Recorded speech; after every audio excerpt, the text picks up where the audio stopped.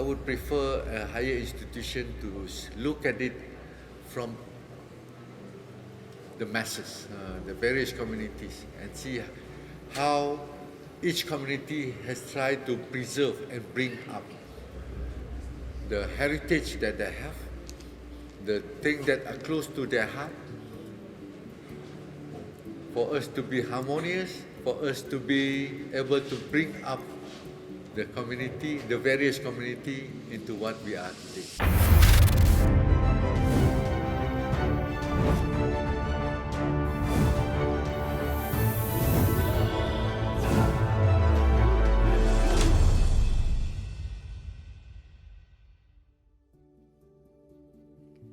Tegak gunung di Santubong Sakti, anyaman simpeh warisan nenda, bahan terpakai seni abadi, daulat keris membelah masa. Jauh sebelum peta moden dilakar, wilayah ini telah menyaksikan kebangkitan tamadun yang meletakkan asas kepada sebuah identiti yang utuh. Keris muncul sebagai citra agung yang merentas gerbang waktu, sebuah manifesto jati diri Melayu Sarawak yang terus utuh mencabar arus waktu.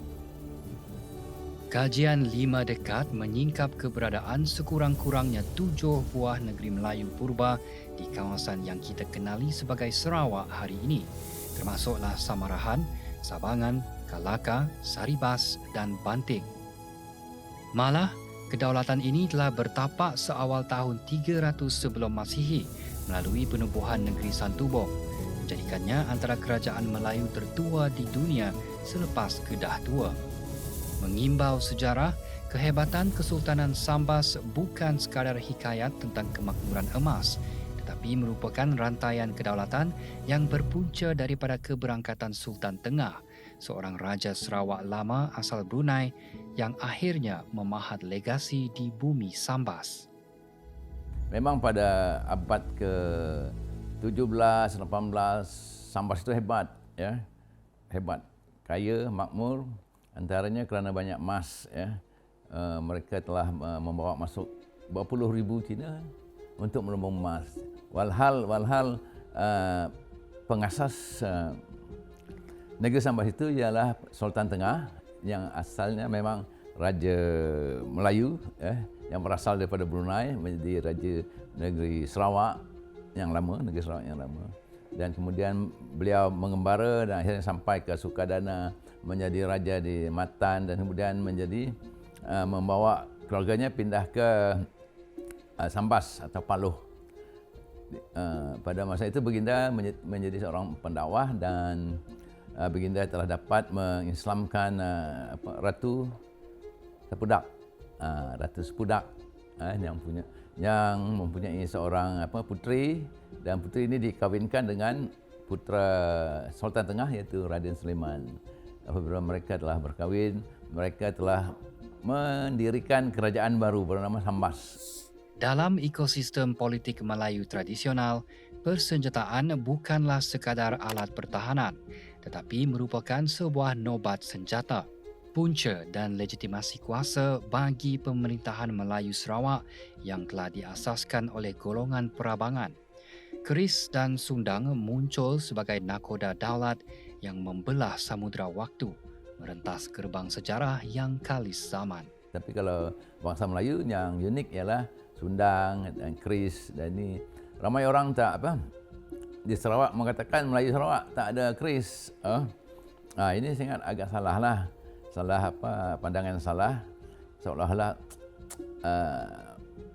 seni budaya Melayu ini mesti dari Semenanjung, dari Sumatera. Dia mungkin baru datang ke Sarawak, tapi kalau ikut sejarahnya Datuk Petinggi Ali sendiri kan dia ada keris semasa di polah lakaran oleh orang pegawai Brooke pada tahun 1841. Beliau menggunakan tangkolok, baju Melayu dan keris. Begitu juga Pangeran Indra Mahkota, pada masa itu ada juga sketch dia, lakaran dia yang mempunyai tangkolok, juga baju yang indah dan songket, dan juga keris. Dalam sejarah dan budaya Melayu, seseorang yang merupakan golongan bangsawan, pemerintah mereka hendaklah mesti mewarisi senjata atau nobat senjata sebagai menunjukkan punca kuasa mereka, legitimasi untuk mereka.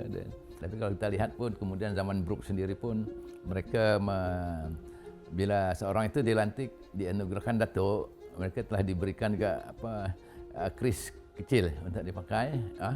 Ada kat sini keris tu sebagai lambang itulah kekuasaan bagi mereka. Jadi inilah warisan kita bangsa Melayu di Sarawak, ada satu ada artifak atau nobat senjata untuk melambangkan kekuasaan. Saya juga pernah melihat semasa menjadi pengarah museum pedang yang dimiliki oleh Datuk Marapati. Ada tulisan Jawi Datuk Marapati yang pada ketika itu telah dimiliki oleh seorang Iban dari Seratok. Menelusuri sejarah Kerajaan Saribas, Tandang Sari berdiri sebagai mercu pentadbiran lama yang kini dikenal sebagai daerah pusat.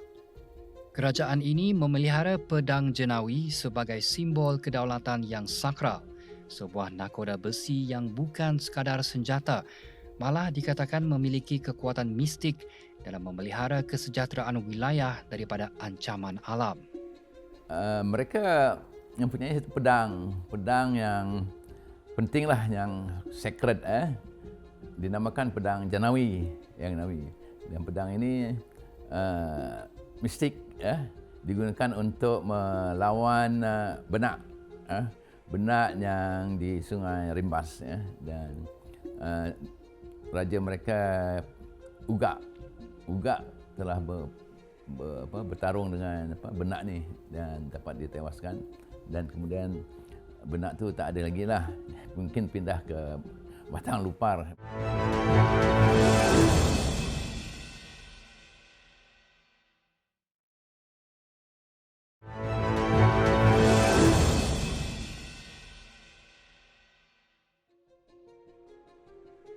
Keluar dari bayang kedaulatan istana, persenjataan Melayu Sarawak menzahirkan jati diri yang unik, membezakannya secara ketara daripada wilayah lain di seluruh Nusantara. Di tanah ini, identiti pahlawan bukan sekadar pada keris, malah lebih akrab dengan keberadaan badik, parang serta senjata panjang seperti lembing dan sangkoh. Persenjataan Melayu Sarawak yang ada bezalah dengan negeri-negeri lain. Macam Sarawak tu lebih kepada macam badik, parang, senjata panjang macam lembing atau sangkuh lah. Ada juga pakai tembung. Bilahnya pun beza dengan negeri-negeri lain, tempat lain lah. Jadi Sarawak tu senjata biasanya macam parang, kata orang hulunya ada bersimpe. Ada juga yang pakai temaga atau kilum kata orang. Simpeh, sebuah teknik anyaman rotan atau akar resam pada hulu dan sarung yang dihasilkan dengan ketelitian tinggi tanpa menggunakan sebarang bahan perekat. Macam kita Sarawak tu macam sarungnya yang kata orang ada bersimpe. Simpe tu nya banyak falsafahnya pun lah. Salah satunya dolok set regam. Jadi pakai melekat sarungnya adalah pakai simpe. Simpe tu banyak jenis. Simpe 3, simpe 5, 7, 12 dan ada dua menyebut simpe antu laut. Simpe tu adalah anyaman. Anyaman tu banyak kegunaannya juga. Sekiranya kita pergi ke hutan, kita tersesat jalan atau pindah, jadi simpe yang boleh dibuka, boleh jadikan tali. Ialah salah satunya kegunaan simpe. Simpe tu umum zaman dulu yang mulai pada rotan atau akar resam.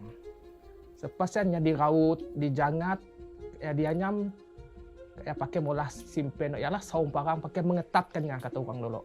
Di balik ketelitian anyaman seperti Simpeh 3, 7 atau 12, tersirat kebijaksanaan praktikal sebagai tali kecemasan tatkala tersesat di hutan belantara, sekaligus membuktikan senjata ini adalah teman setia dalam mempertahankan agama, bangsa dan tanah air. Bagi kita mesti mengenang kata orang jasa-jasa pahlawan kita dulu lah. Pahlawan tu adalah salah satunya jati diri. Bila kita kenang tadi, kita dapat kata orang mengekalkan jati diri kita supaya berjuang.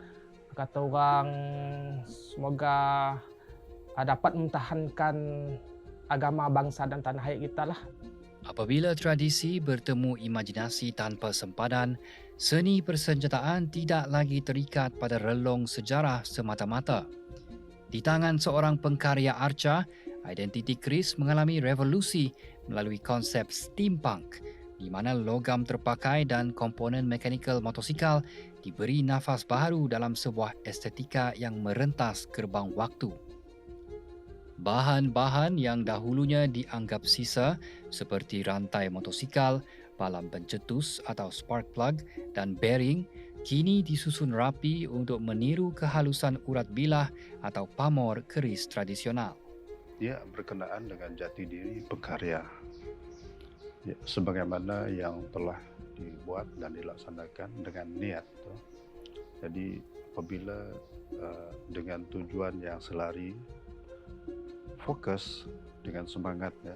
Jadi 3 perkara yang paling penting seperti yang telah disebut, yaitu minat, sabar dan yakin. Sebab setiap pembuatan itu tidak semestinya terus menjadi. Jadi apabila dia dimasuk ke dalam pembuatan keris, ya, jadi dengan setiap lenggokan log, dengan setiap seni yang terdapat pada keris, apatah lagi untuk Sundang Melayu. Untuk pembuatan arca keris yang dibuat kali itu, sebenarnya ada 2 yang kami ciptakan untuk program kali itu, yaitu Sundang Melayu milik Brok dan satu lagi arca keris beridentitikan konsep steampunk ataupun mechanical engineering. Seperti apa yang kami faham tentang motosikal itu adalah timing chain. Jadi ini bersesuaian untuk lock dan untuk timing chain di dalam supaya nampak satu urat rahsia keris.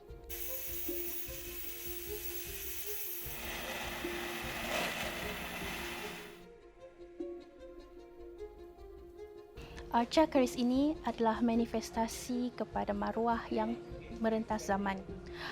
Ini adalah simbol kelihatan yang tak pernah luntur, yang kini abadi dalam nilai seni.